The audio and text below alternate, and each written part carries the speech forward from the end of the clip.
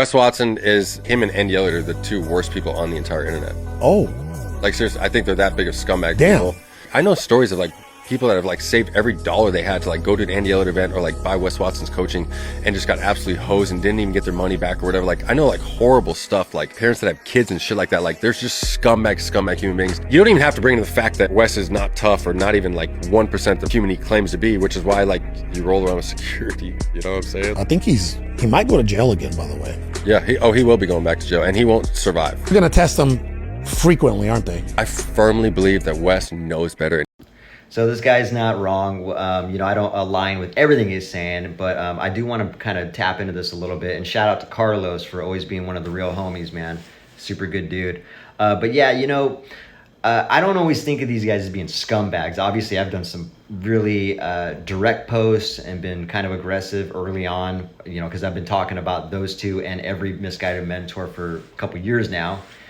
And what it is they're lost. I understand that guys like Wes Watson and Andy Elliott have taken deception. They've taken the temptations, right? Self-pride. Andy Elliott, self-pride, definitely taken that temptation, definitely taken the temptation of ego.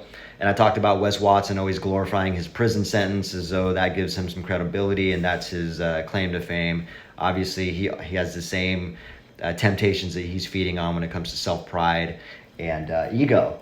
And I've always been talking about that. My hope is that these guys will wake up. If Wes has to go to prison to wake up, then that's awesome. And if something devastating has to happen to Andy for him to wake up, that's awesome too. Usually something traumatic. I was just talking about this on a recent post.